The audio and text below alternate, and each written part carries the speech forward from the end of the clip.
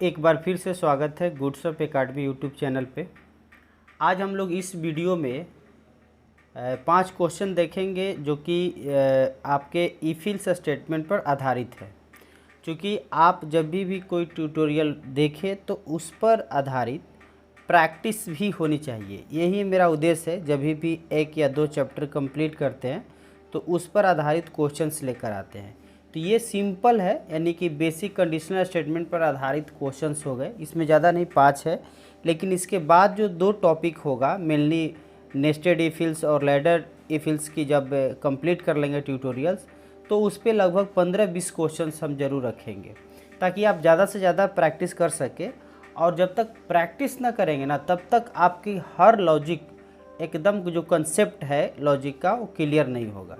तो इसलिए ये हमारी पहली प्राथमिकता होती है कि हम इससे रिलेटेड क्वेश्चन भी करते चले। तो यहाँ पे हमने 5 क्वेश्चन रखे हैं। एक बेसिक कंडीशनल स्टेटमेंट के लिए आपका यहाँ पे क्वेश्चंस आ जाते हैं कि write a C program that take an integer as input and checks if it's even or odd. यानी आपको चेक करना है इवन और ऑड।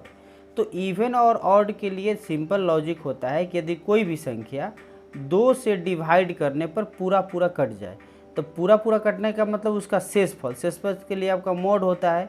यदि ये 0 के बराबर हो जाता है तो ये आपका हो गया इवन नंबर, और नहीं तो ऑड नंबर। तो इस आधार पे आपका ये इफिल्स का उपयोग करके आप ऑड इवन निकाल सकते हैं। पॉजिटिव निगेटिव के लिए हम तो लगभग पिछले जो इफिल्स बताए हैं उसी में हम ये क्वेश्चन सोल्व कर चुके हैं। हाँ, ग्रेटर नंबर में क्या है कि आपको 2 नंबर इनपुट करना है और उसमें से बताना है कि बड़ा नंबर कौन है। जैसे 5 और 7 यदि यूजर ने डाला तो आपको कंपेयर करना है। अब इसके लिए आपको करना क्या होगा, सपोज डेट एक आपने नंबर लिया ए और एक लिया बी, तो आपको इफ़ में कंपेयर करना होगा ए ग्रेटर देन बी। यदि ये ट्रू होता है मतलब ए बड़ा है तो आपको प्रिंट करना होगा ए को, और नहीं तो प्रिंट करना होगा बी को। तो इस प्रकार से ये आपका ग्रेटर हो जाएगा। यदि यही साइन चेंज कर देंगे तो स्मॉलर हो जाएगा। तो उम्मीद है कि ये दोनों क्वेश्चंस आप सोल्व कर लेंगे। इसके बाद आते हैं अपर और लोअर केस में, यानी कोई भी एक अल्फ़ाबेट इनपुट करना है। Write a C program that takes an alphabet as input and determines the alphabet is upper or lower case. तो इसके लिए ज़रूरी एक चीज़ और आ जाएगा, चूँकि यहाँ पे एक वैल्यू से काम नहीं चलेगा, यानी कि 26 लेटर्स कम से कम आपके स्मॉल लेटर के लिए होंगे। तो इनसे हमको चेक करने की ज़रूरत पड़ेगी। तो इस क्वेश्चन को हम जब आपको कंडीशनल स्टेटमेंट बता देंगे, सॉरी कंडीशनल ऑपरेटर बता देंगे, जिसको लॉजिकल ऑपरेटर कहते हैं एक्चुअली में, यानी कि एंड और नॉट, ये जब हम लोग देख लेंगे तो इस क्वेश्चन को आप सोल्व कर लेंगे इफिल्स के सहायता से ही।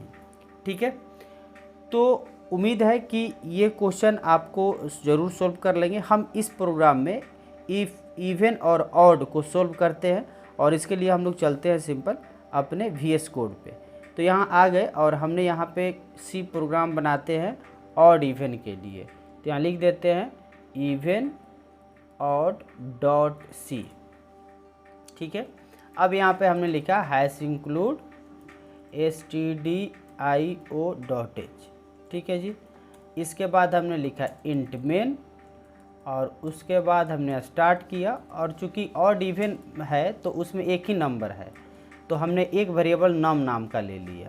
अब यहाँ पे प्रिंटफ करते हैं और यूजर से बोलते हैं कि आप कोई भी एक नंबर इनपुट कर दो, यानी इंटर एनी नंबर, कोई नंबर डालो भाई।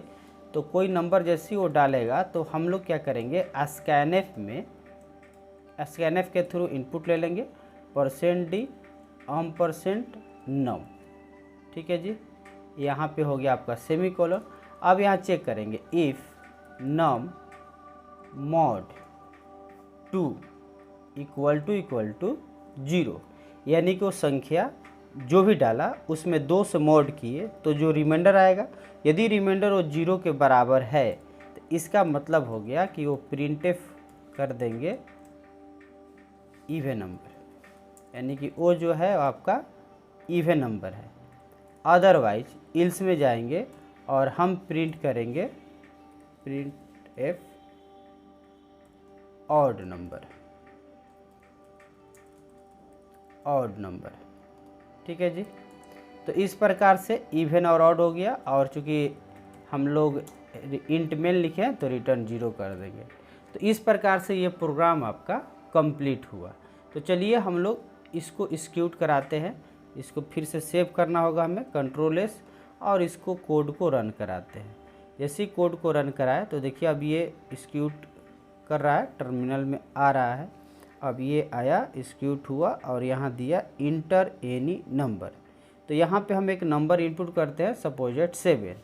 अब इंटर किए तो देखिए यहाँ पे आ गया ऑड नंबर। एक बार और रन करा कर देख लेते हैं और इस बार चेक कर लेते हैं क्या इवन आ रहा है कि नहीं हमारा। तो यहाँ पे हम डालते हैं 8 और इंटर करते हैं तो आप यहाँ देखिए इवन नंबर आ गया।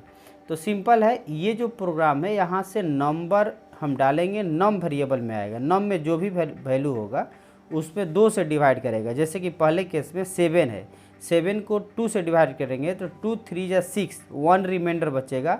तो 1 इक्वल टू 0 तो नहीं, 0 नहीं है, तो इस पार्ट में चला गया और ऑड नंबर प्रिंट कर दिया। वहीं जब हम 8 डालें तो 8 mod 2 यानी कि शेषफल 0 हो गया, इक्वल टू 0, इसलिए ये इवन नंबर प्रिंट हो गया। तो उम्मीद है कि यह चीज़ आपको समझ में आ गया होगा, और इसी के आधार पे बाकी जो क्वेश्चंस है 2 ही मेनली स्मॉल और ग्रेटर वाला, उसको ज़रूर आप सोल्व करेंगे।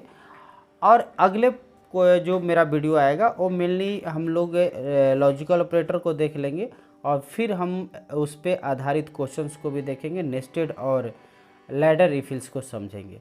तो इस वीडियो में इतना ही, मिलते हैं अगले वीडियो में, तब तक के लिए धन्यवाद।